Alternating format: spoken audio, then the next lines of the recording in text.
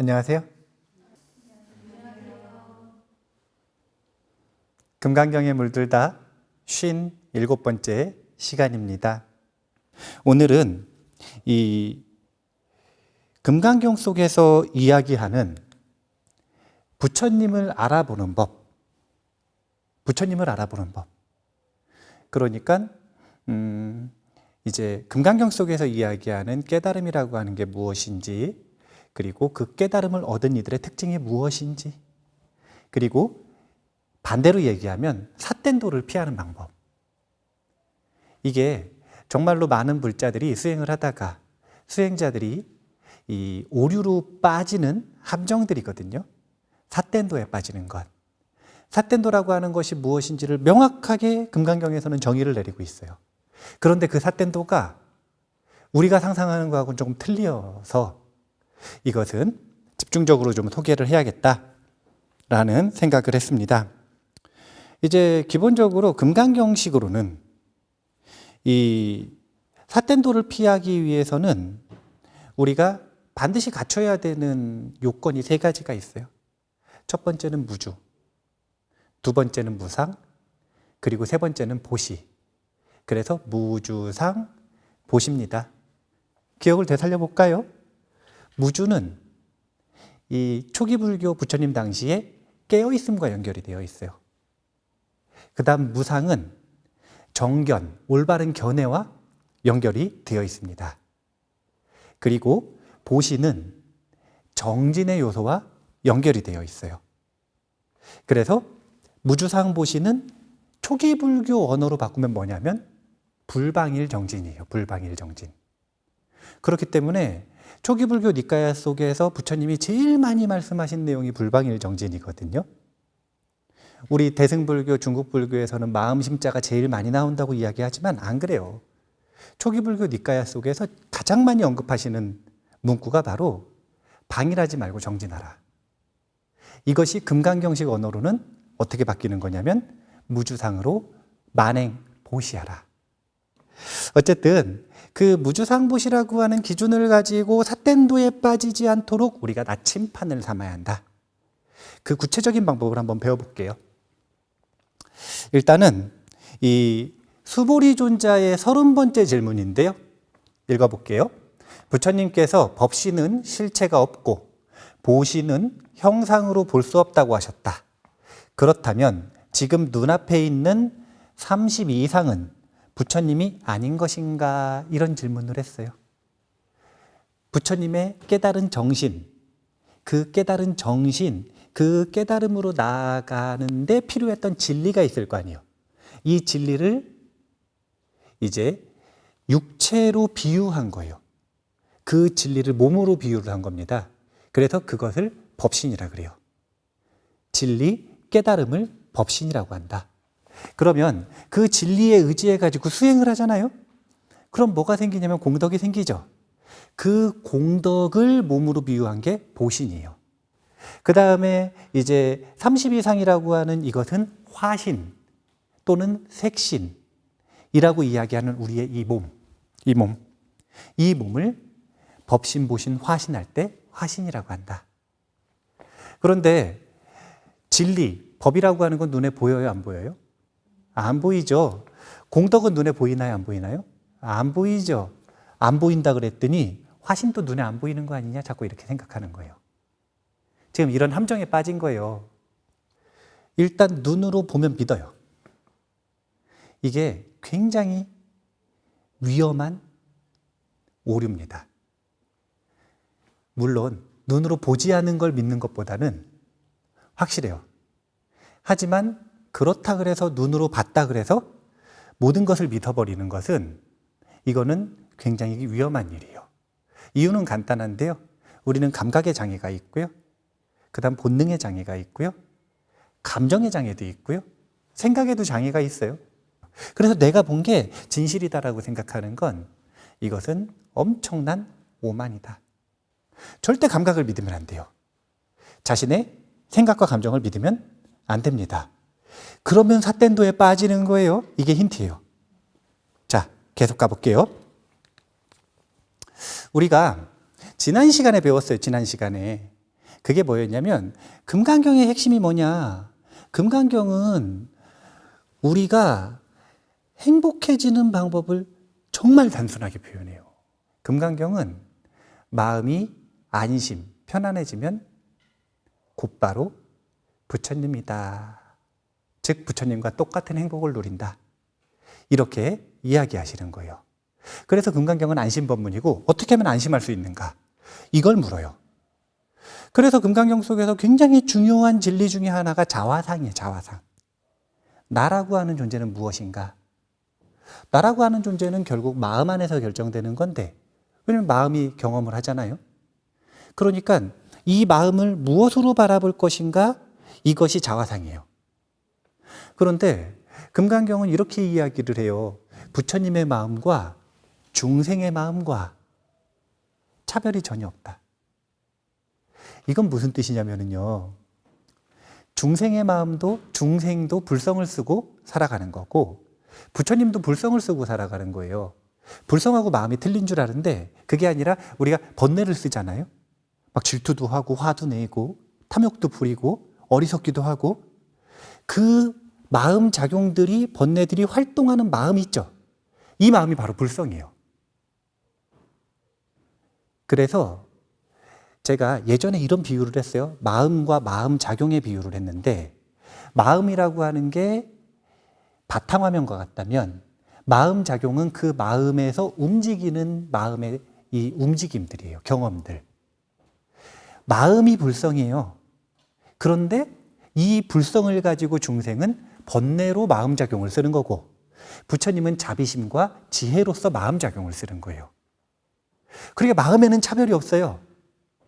이 얘기 무슨 얘기냐? 불성을 보고 싶으면 그냥 내 경험을 보면 그게 불성이라는 거예요. 이건 무슨 얘기냐면 우리가 쓰고 있는 마음, 그 자화상, 내 정체성이 부처님하고 똑같다라는 거예요. 우리는 법이라고 하는 담마의 왕국 속에서 거지가 아니라 왕자라.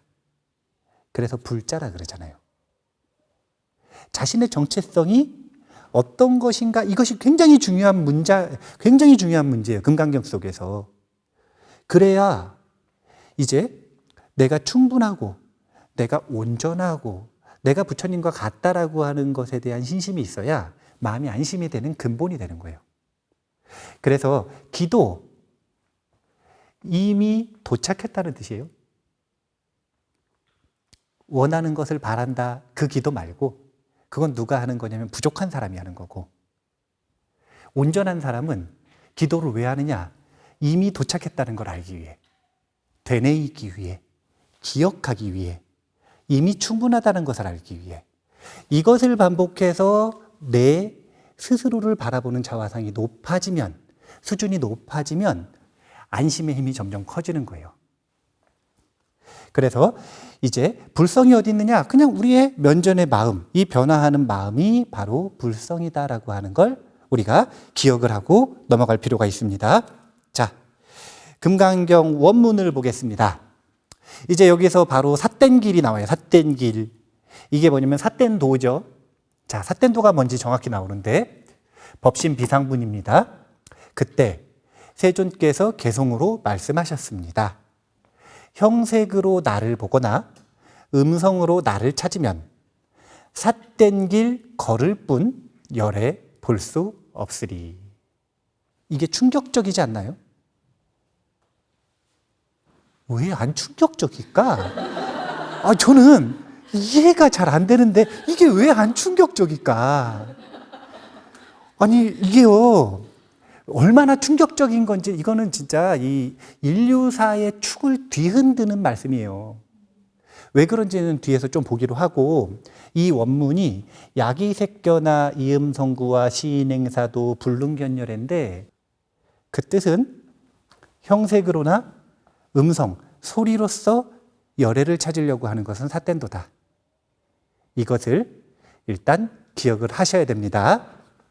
자, 왜 저게 인류사의 큰 충격인지를 알려드릴게요.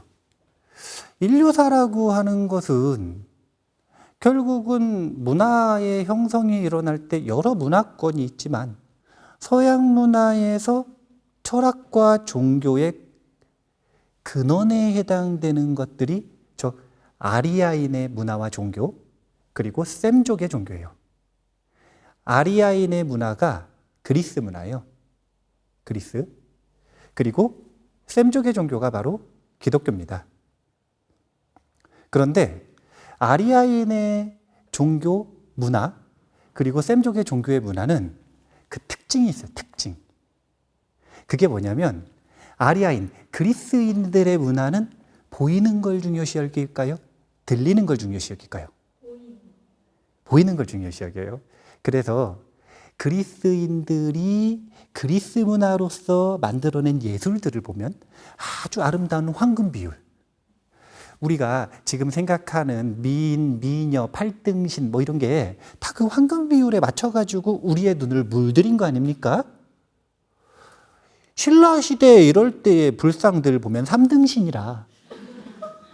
그때의 아름다움이에요. 그런데 이런 아름다움이 우리는 다 지워져 버렸어. 뭐에 완전히 물들었냐면 팔등신. 그렇게 천편일률적으로 지금 전 세계를 물들인 문화가 어떤 문화냐면 아리아인의 미적 관념들인 거예요. 보이는 것을 중요시 여겼기 때문에. 아리아인들은 왜 보이는 걸 중요시 여겼냐면 그 진원지가 그리스잖아요. 거기가 항구 도시였대요.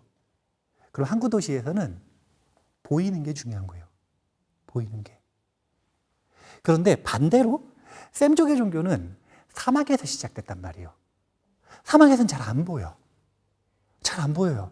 그럼 뭐가 중요시 여겨지냐면 들리는 거. 그래서 이 셈족의 사실은 기독교라고 하는 것의 시작은 이 종족의 종교예요. 이 민족 종교. 그래서 이 셈족을 하나님의 자식들이라고 생각을 하잖아요. 나머진 자식들 아니요, 원래는. 원래 처음 시작은 그런 거예요. 이 셈족을 구원해 줄 수 있는 신을 찾고 섬겼던 게 기독교의 시작이에요. 그래서 그 셈족의 종교, 들리는 걸 중요시 여기는 그 종교, 요한복음 1장 1절에 보면 뭐라고 이야기를 하시냐면 이 태초에 말씀이 계시니라. 이 말씀이 하나님과 함께 계셨으니 이 말씀은 곧 하나님이시라. 근데 우리가 태초에 말씀이 계시니라 이 부분은 유명해서 다 알고 있잖아요. 말씀, 이게 뭐냐면 소리인 거예요. 신탁을 어떻게 받았느냐? 사막에서 아무것도 잘 안 보여. 눈앞에 아무것도 잘 안 보여 지금. 그런데 그 고요한 속에서 길을 잃고 있는데 소리가 들린 거예요. 이게 신탁으로 시작이 되는 거예요. 그러니까 들리는 것을 중심으로 쫓을 수밖에 없는 것이다.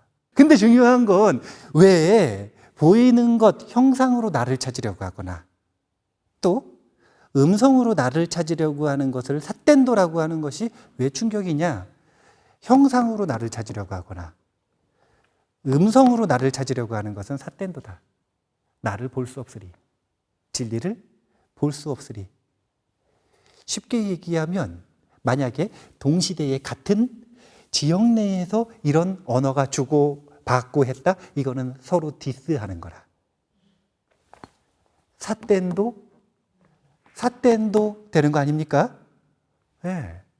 이것은 우리가 그동안 믿고 의지했던 것, 인간이 본능적으로 감각 중에서 보이는 것과 들리는 것에 절대적으로 의지할 수밖에 없는데 그 본능을, 그리고 그 본능으로부터 나온 위대한 문화를 부정하는 말이 돼버리는 거예요. 삿댄도다. 우리가 생각을 해봐야 돼요. 왜 그런 삿댄도에 의지하고 속을 수밖에 없느냐? 왜 우리가 사도에 속느냐? 그것은 굉장히 간단한 거예요. 구하는 것을 멈추지 못하는 거거든요. 왜 못 멈추냐? 앞에서 얘기한 거랑 똑같은 거라. 자, 면전의 마음이 불성이래요. 그냥 이 불성을 잘 쓰는 법만 배우면 부처님이에요. 근데 이걸 안 보고 자꾸 딴 데 가서 구해. 왜 그러느냐? 이 마음이 불성이라고 하는 것에 대해서 믿질 못하는 거예요. 믿어도 긴가민가해. 그럼 신심이 없으니까 어떻게 하냐면 긴가민가 하니까 자꾸 여기저기 기웃거리는 거예요. 이게 뭐냐면 부족한 자화상이라. 충분하지가 않으니까 이거 가지고는 부족하니까 자꾸 여기저기를 왔다 갔다 하는 거예요. 그래서 구하는 바가 생기고 구하는 바가 생기면 불안해지고 그리고 불안하면 속아 넘어가기가 쉬운 거예요. 그런데 많이 가지고 있는 사람들이 많이 가지고 있으면 안 불안할 것 같지만 생각보다 불안하다라는 걸 알고 있어야 돼요. 왜냐하면 잃어버릴까 봐. 못 가지고 있는 사람은 못 얻을까 봐 불안한데 많이 가지고 있는 사람은 잃어버릴까 불안해요. 그리고 불안하면 항상 무엇인가에 의지하고 싶어 하는 마음이 강해지고 그럼 속아 넘어가기가 쉽다. 우리가 사도에 빠지는 이유는 앞에서 이야기했던 면전에 있는 이 마음이 불성이다. 이 마음이 부처님의 마음과 똑같다. 우리의 자화상은 결코 비천하지 않아요. 불자들은 그렇게 생각하면 안 돼요. 우리 종 아니에요. 부처님 아들이지. 부처님은 법왕이고 우리는 불자 아들이기 때문에 법왕자다. 자꾸 자기를 미천하게 보는 그 자화상에서 벗어나야 그 다음부터 이제 무슨 좀 뭐라 그래 그거 뭐 좀 길이 열려요. 거기서 벗어나지를 않으면 돌고 도는 거예요. 그냥 계속 얻었다 잃었다 얻었다 잃었다 얻었다 잃었다. 세상이 주면은 감사했다가 세상이 안 주면은 불평했다가. 얼마나 삶이 비참합니까? 자꾸 딴 데만 이렇게 보고 있는 거예요. 언제 주나. 왜 그걸 보고 있어요? 얻어야지. 다른 이유가 아니에요. 왜 구하는 것을 멈추지 못하는가? 그것은 자화상과 연결이 되어 있는 거고 그것은 자신의 마음에 대한 확신이 없다. 이 정체성부터 뜯어 고쳐야 돼. 우리 도반 스님이 어렸을 때부터 이 스님은 아주 능력이 타고났어요. 어떤 능력이 타고났냐면은 안 보이는 존재들이 보여요. 신기 있고 이런 거 아니요. 그런 거 아니요. 그냥 전생의 따끈이들이 태어나자마자 이능, 좀 다른 능력들을 보여주는 경우들이 있어요. 근데 이 스님이 그것 때문에 굉장히 고생을 하다가 마음고생을 엄청 했어요. 왜냐면은 친구들도 다 보이는 줄 알았는데 자기만 보이니까 쉽게 얘기해서 왕따, 그리고 자기가 남을 혼자 따돌리는, 남들 아무렇지도 않은데 자기가 또 남들 혼자 따돌리는, 그래서 혼자서 엄청 힘들게 살다가 불교를 만나서 출가를 했거든요. 그러고 나서 그 다음부터 잘 안 보인다 그러시더라고요. 기도 열심히 하고 수행 열심히 하니까. 보고 싶으면 보는데 안 보고 싶으면 이제 안 보이는 거예요. 이 스님이 기도를 열심히 하다가 어느 날 꿈을 꿨는데 꿈속에서 관세음보살님이 딱 나타나신 거라. 관세음보살님이 우리 탱화가 없네. 예, 법당에 보면 탱화 있잖아요. 탱화하고 똑같은 모습으로 딱 나타나셔가지고 기도를 잘했다고 딱 이래 마정수기를 딱 주려고 그러는 거예요.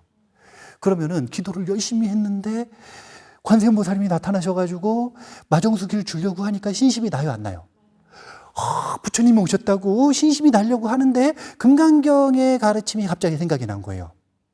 마음속에서 야기색견나 이음성구와 시인행사도 불능견열애가 떠오른 거예요. 그래가지고 형상으로 찾지 말라 그랬잖아요. 근데 너무 부처님 같은 거예요. 그래가지고 확인을 해보려고 위에서부터 아래까지 잘 봤대요. 보통 부처님이 나타나시면 이렇게 해야지 아래까지는 안 보잖아요. 그죠? 이렇게 해야지. 이렇게 하잖아요. 이렇게. 근데 아래까지 이렇게 봤더니 오류를 하나 발견했대요. 엄청 멋있는 옷을 딱 입고 계시는데 슬리퍼를 신고 계시더래요.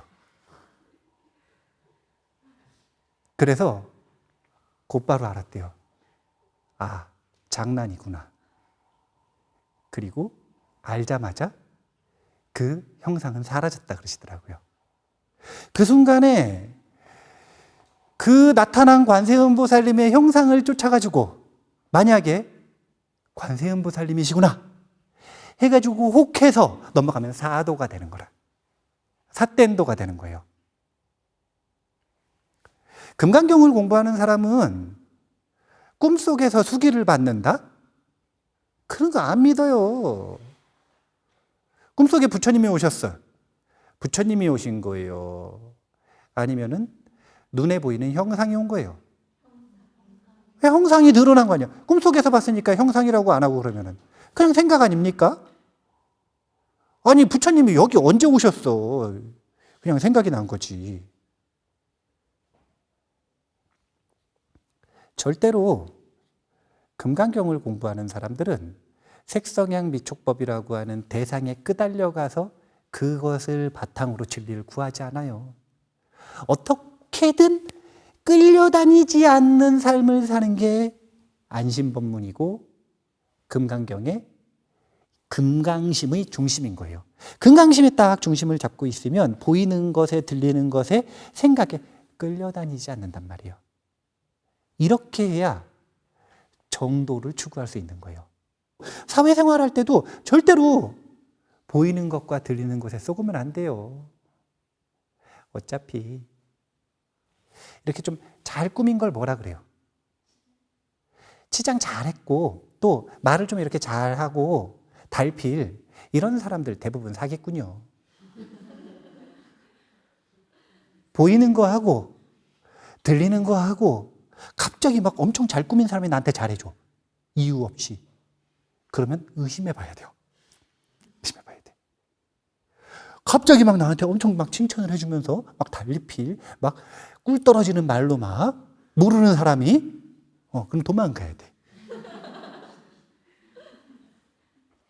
이게 지금 청년들은 웃지만 비청년들, 중장년 불자들은 웃을 수가 없어요. 웃는 게 아니라. 왜냐하면 경험이 있거든요. 쏘가가지고. 사회생활할 때 실수하고 사기당하고 이거 엄청 있거든요. 수행자들도 웃을 수가 없어요. 그 삿댄도에 한 번 빠지면 10년 그냥 가는 거예요. 자신의 삶을 헌신해서. 금강경은 특징이 뭐냐면 깨달음의 길을 갈 때 주변 풍경도 아름다운 것들이 많지 않습니까? 그것들 눈을 단 한 번도 돌리지 않도록 만들어주는 게, 즉 곱고 좁은 길을 직로로 가게 만드는 게 금강경이에요. 그래서 최고의 경전이라고 하는 거예요.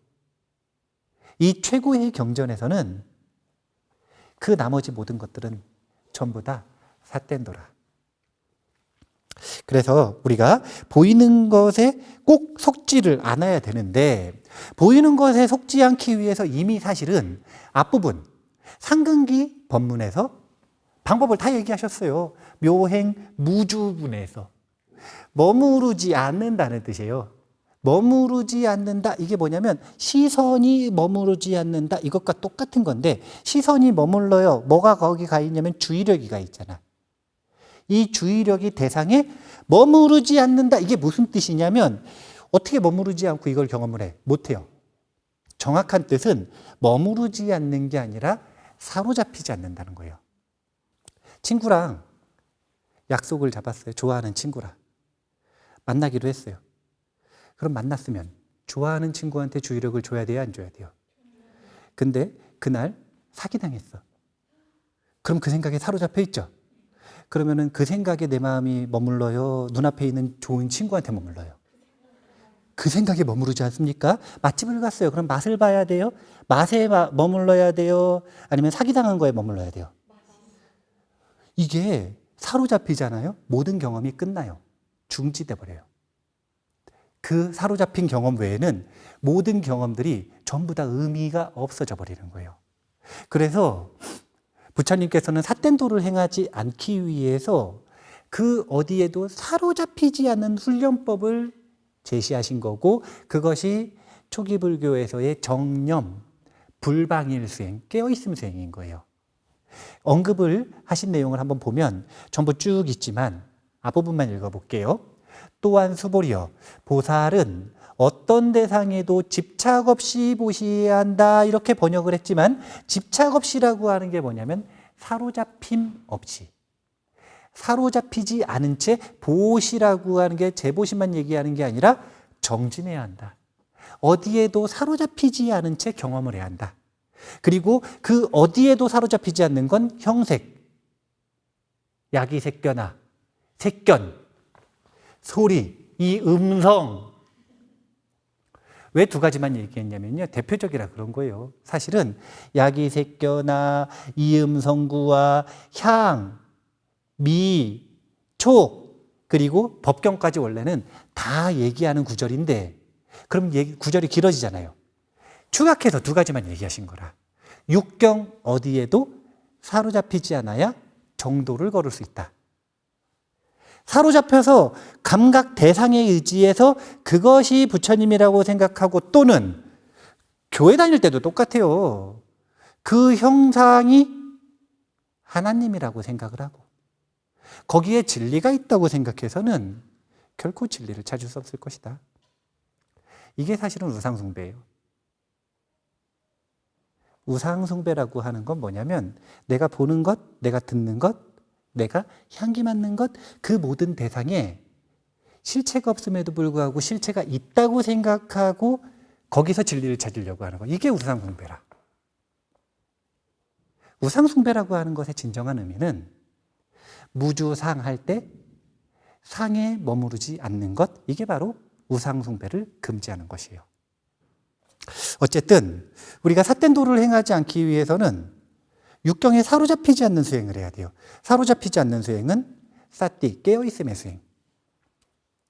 우리 군대 갔다 오셨잖아요. 군필자들이죠. 네. 군필자들은 알고 있어요. 군대가 얼마나 좋은 데인지. 어쩌면 저를 때리고 싶을 수도 있어요. 예. 군대가 뭐가 좋으냐? 군대는 우리가 어디에도 사로잡히지 않을 수 있도록 훈련을 시켜줘요. 군대에서 훈련을 받잖아요. 그러면 하나, 둘, 셋, 넷, 다섯, 여섯 번호 끝 합니다. 근데 하나, 둘, 셋, 넷, 다섯, 여섯 하는데 요 부하보부님이 남자친구 생각을 하고 있는 거예요. 그러면 남자친구 생각을 하고 있다가 다섯을 못 듣고 일곱 이럴 수 있어요, 없어요? 그러면 지금 남자친구 생각을 하고 있어요. 그럼 남자친구한테 얼이 빠져나갔죠. 얼이 여기 안 있고 빠져나가서 남자친구한테 가 있잖아. 그걸 뭐라 그러는 거냐면 얼 빠졌다 그러는 거예요. 그러면 뭘 받느냐? 얼차려를 받아요. 얼차려. 얼차려. 이게 뭐냐면 정신 차리라는 거거든요. 빠진 혼을 가지고 들어와라. 얼차려. 색성향 미촉법에 지금 사로잡혀 있는 거예요. 그러면 지금 이 순간에 깨어있질 못하기 때문에 얼차려를 딱 시키잖아? 그러면 힘들어가지고 몸으로 얼이 들어와요. 그래서 바깥으로 빠질 겨를이 없어. 힘들잖아요? 그럼 몸으로 바로 들어와 버려요. 이게 아주 묘한 거예요. 이게 아주 묘한 거예요. 그래서 사실은 주관적으로 이제 군대를 가가지고 경험을 하는 남성들의 입장은 어떨지 모르지만 그냥 전체 단체 그룹을 놓고 볼 때는 제가 보기에는 남성 그룹이 더 유리하다고 볼 수도 있어요. 왜냐하면 삶을 살아가면서 그렇게 반강제적으로 사띠의 질을 좋아지도록 훈련을 시켜주는 기간이 사실은 여성들에게는 거의 없는 것 같아요. 거의. 그런 훈련을 안 받고 시집 가면 시어머니 앞에서 정신을 차려야 되는데 얼차려를 해야 되는데 훈련을 안 받았으니까 그게 잘 안 되는 거라. 이게 얼차린다, 깨어있는다라고 하는 게 무엇인지를 정확하게 알아야 돼요. 얼빠져 있는 상태에서 벗어나 있어야. 생각해 보세요. 하나, 둘, 셋, 넷, 다섯, 여섯도 못 세는데 어떻게 시험에 붙어? 하나, 둘, 셋, 넷, 다섯, 일곱 이러는데 어떻게 직장에 가요? 사회생활 못해요. 얼빠져 있으면. 부처님 말씀하시는 색성향 미촉법에 사로잡히지 않는다는 게 별게 아니라니까요. 그렇게 얼빠진 상태로 진리를 추구해봐요. 삿된도에 빠져서 속아 넘어가기 딱 좋잖아요. 얼마나 쉽습니까? 얼빠져가지고. 심지어 얼마나 교묘한지 사기꾼들은 어설프게 꾸밀까요? 완벽하게 꾸밀까요? 완벽하게 꾸밀수록 능수, 능란한 사기꾼이라니까요. 우리를 꿈속에서 또는 현실 속에서 부처님 모습으로 막 나타나는 사기꾼들이 있어. 그러니까 선사들이 부처님이 눈앞에 딱 오면 죽이라고 표현하잖아요. 부처를 만나면 부처를 죽여라. 그 부처는 사기꾼이요. 형상으로 나오거나 음성으로 나오면. 혹시 이런 생각을 할 수도 있죠. 사기꾼 아니면 어떡하냐고. 혹시 사기꾼 아니면 어떡하죠? 사기꾼 아니면 어떻게 돼요? 걱정 안 해도 돼요. 못 죽여요. 죽인다 그래서 죽일 수 있는 존재는 어차피 부처님 아니에요. 그러니까 실험을 해봐야 돼. 딱 나타난다. 그럼 바로 총을 들어. 쏴버려. 그래서 사라지면 사기꾼이었구나. 잘 점검을 해보셔야 돼요. 자, 그래서 우리가 이 대상에 사로잡히지 않는 공식을 알려드리려고 그래요. 대상에 사로잡히지 않는 공식을 알려드리자면 결국은 세상에 있는 모든 존재는 결국은 육경이에요. 내 입장에서는 세상에 있는 모든 존재는 그냥 대상이거든요. 감각 대상. 이것은 꽃이 아니라 보이는 대상이에요, 그냥. 이것도 TV가 아니라 보이는 대상이에요. 그러니까 대상에는 차별이 있는데 그 대상의 상위 카테고리로 올라가면 결국은 육경으로 묶이기 때문에 이쪽에선 차별이 없어져요. 생각해 보세요. 사람과 사람이 있는데 그 중에서 누구는 좋고 누구는 싫어. 이건 그 사람들 간의 차별을 보기 때문이에요? 차별을 안 보기 때문이에요?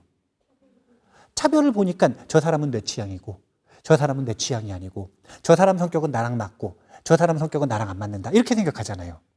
그런데 그 차별적인 대상으로서 그것을 보는 것에서 초점을 뭘로 바꿔야 되냐면 사티의 초점을 뭘로 바꿔야 되냐면 모든 대상은 색경으로 봐야 돼요. 그러니까 항상 이게 꽃인데 꽃인지도 모르고 이건 색경이다 이렇게 보라는 게 아니라 자기가 무엇인가에 사로잡힐 때 생각해 보시라니까요. 밤에 껌껌해가지고 막 무서워. 근데 무서워가지고 관세음보살 했더니 저쪽에서 아주 자비로운 목소리가 들렸어요.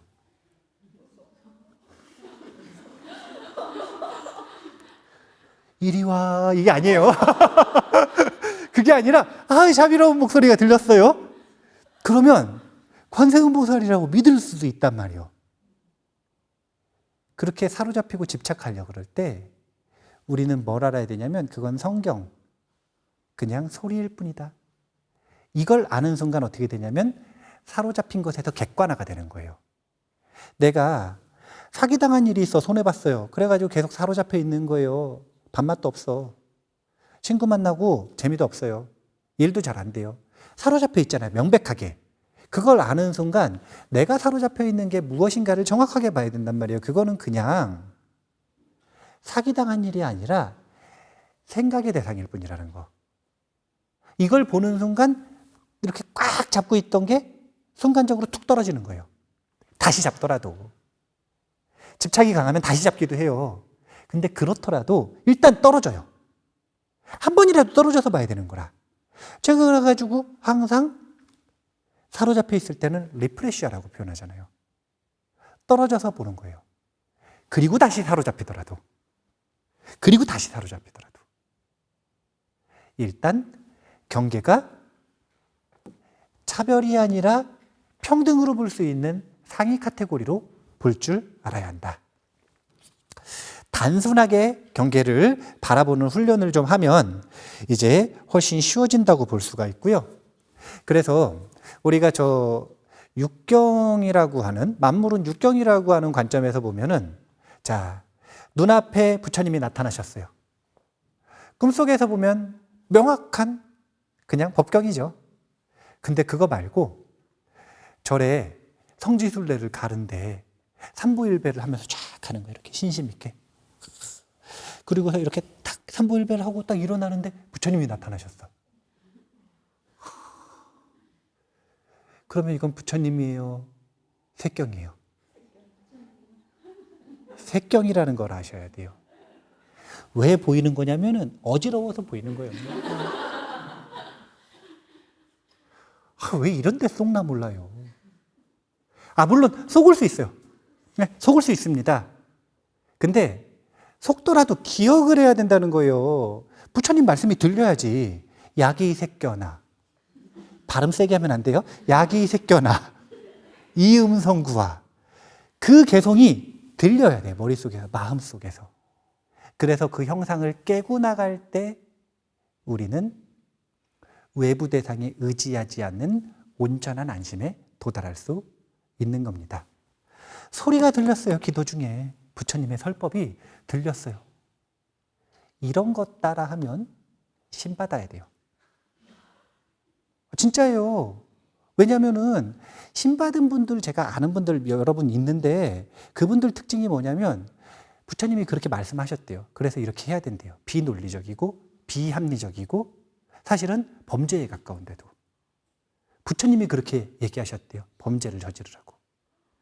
그게 부처님이에요. 사기꾼이에요. 명백하지 않습니까? 왜 그런데 속나 몰라요. 그런데 속는 이유는 다른 게 아니라 정말 간단한 거예요. 얼빠져 있어서 그래요. 그리고 두 번째는 정견이 없어서 그래요. 그것이 진실한 법이 아니라고 하는 정견이 없어서. 무주의 힘이 부족하고 무상의 정견이 없기 때문에 우린 걱정 없어요. 벌써 무주상 보시, 무주와 무상과 보시에 대한 나선형 반복 구조를 몇 강이야? 57강이나 하지 않았습니까? 아직도 그 순간에 기억이 안 나시면 이제 어떻게 하셔야 되냐면 1강부터 다시 보시는 거예요. 자, 그래서 우리가 오늘 이 야기색견화 이음성구와 시인행사도 불능견열애와 같이 기억해둘 부처님의 금강경 경구를 알려드릴게요. 이상정멸분에 있는 부분인데요. 부처님이 어떤 분인지를 명확하게 정의하고 있는 부분이에요. 왜냐하면 모든 관념을 떠난 이를 부처님이라 말하기 때문이다. 부처님은 다른 분이 아니라 어떤 상에도 사로잡히지 않고 자유로운 분을 부처님이라고 하는 거예요. 제가 앞부분에서 이야기했죠. 보이는 것이 진실이라고 믿으려면 어느 정도 돼야 된다? 부처님 정도.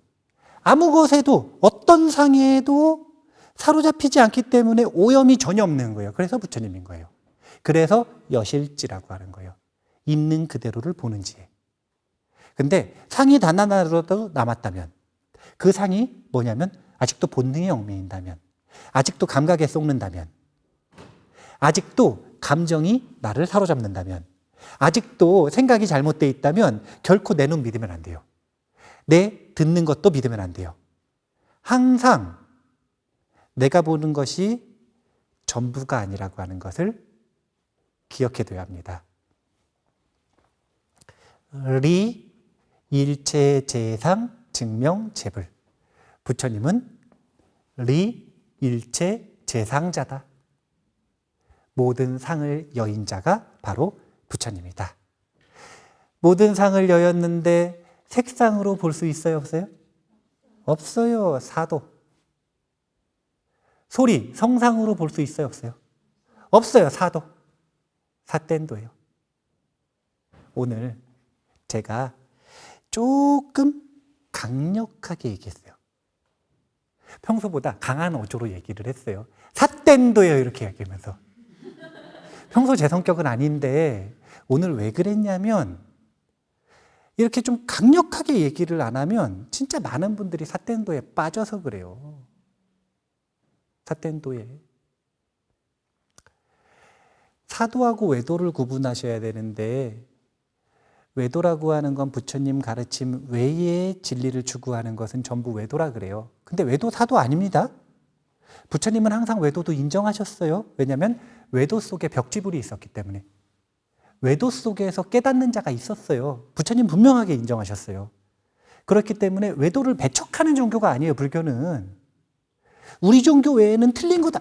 이런 유치한 종교가 아니라니까요. 무슨 초등학생 금 거놓고 싸우는 것도 아니고. 그 초등학생 마인드 가지고 그대로 성장하니까 전쟁하는 거 아닙니까? 그런 생각 안 버리면 세상에 피해를 끼쳐요. 웃기는 얘기지.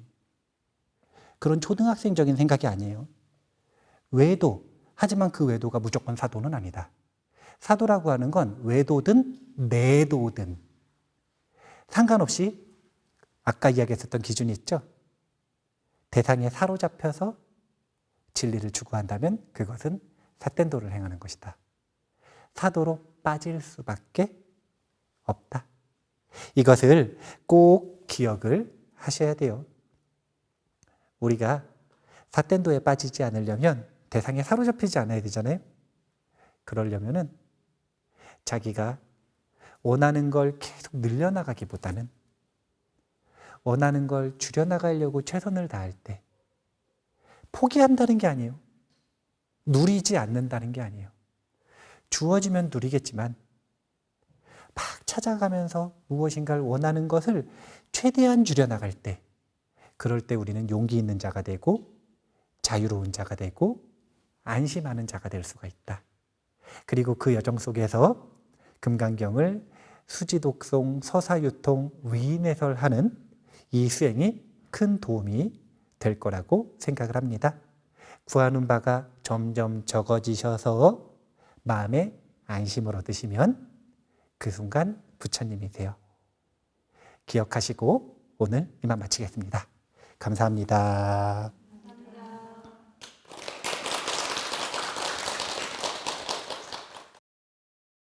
감사합니다.